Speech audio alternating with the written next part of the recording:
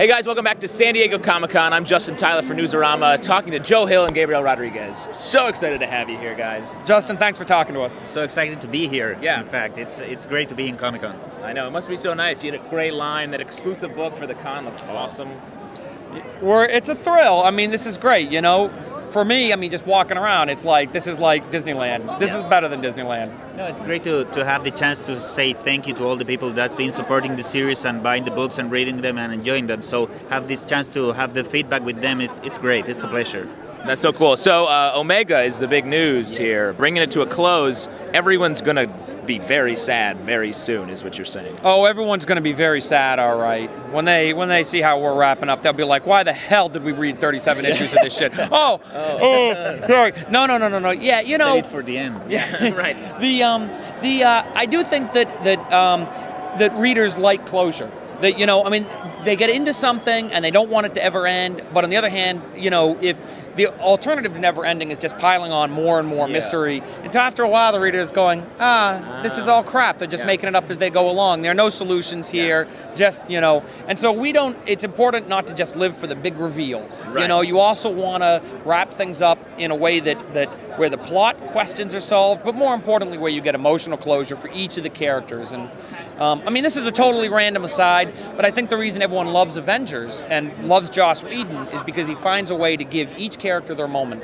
You know, right. and I think that's what we want for the end of Omega. We want to try at least. Yeah. For me, one of the things that was more appealing of this project from the very beginning is that it was going to be a story with an ending.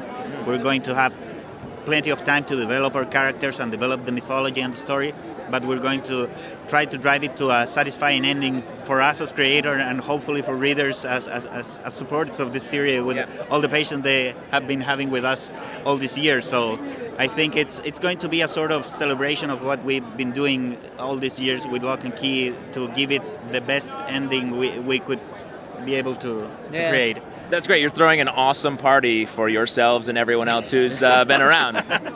That's about it. You know, the truth is, though, is we keep talking about Lock and Key ending, but in a way, there will be more Lock and Key. We've already started talking about the big story about Tyler and Dodge is going to end. But there is actually going to be a 7th book, which will be called Lock and Key, The Golden Age, and we'll collect a series of one-shots like Open the Moon and Grindhouse. There'll wind up being about 6 of these.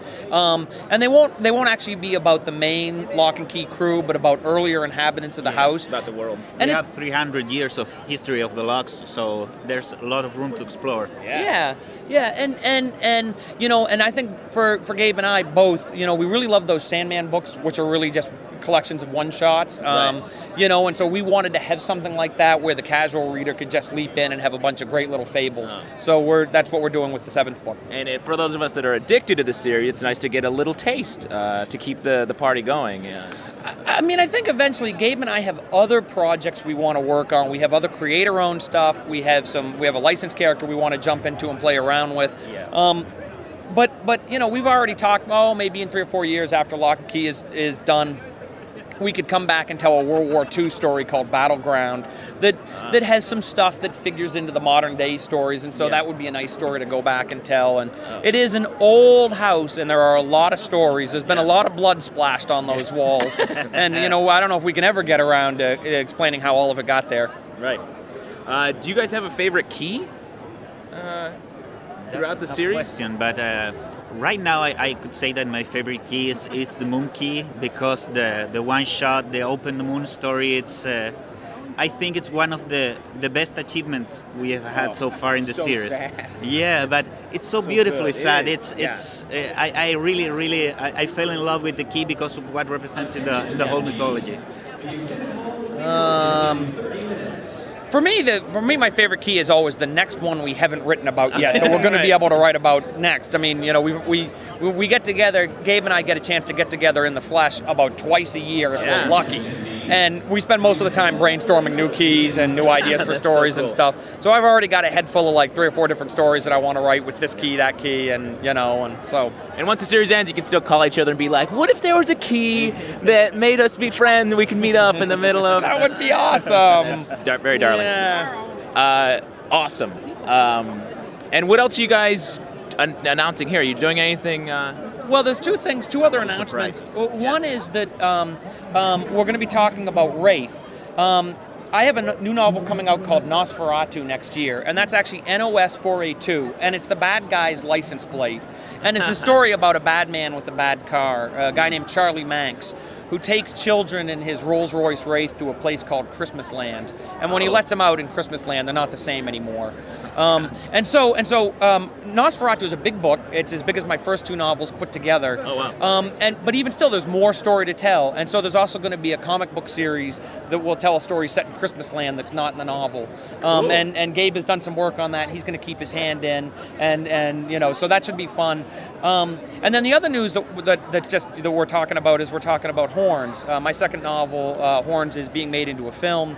That'll start. It's Alexandra Aja is going to be directing. They'll start filming this fall, and Daniel Radcliffe is going to star as the lead. Man, in that's Parrish. huge news. Yeah, it's very exciting. That's very great. exciting. So, fingers crossed. Everyone's going to work real hard, and hopefully we'll make a great, fun film. That's so cool.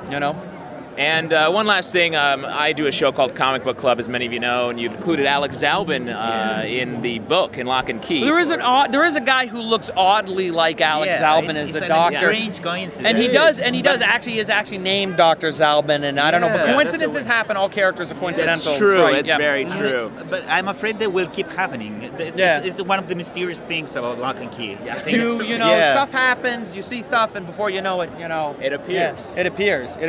So I do think there is, for example, in Omega, there is a character, if you look close, kind of looks a little bit like this dude, Pete LePage, who's also LePage. from Oh, good. So you have Zalben and LePage. Oh, cool. That's good. Those are great and guys. that's it. I mean, those are the guys who run the show, right? I mean, those are really the guys who say the interesting stuff. But and surely. then there's another guy who's like, what's he do? Grab coffee and stuff for them or something? Yeah, like he's that? more of an intern than anything. Right. There's the intern and stuff like that. So. Well, maybe just like in a big panel, there can be one guy way in a distant town that's just like, we have hey, plans for you.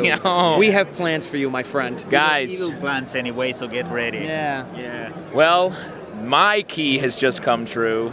The key into the comic book. Thanks for talking, guys. I'll let you get on your way. It was awesome. Always a Thanks so pleasure. much. You guys are so Okay. cool. Rock on, man. You guys stay tuned for plenty more from Comic-Con.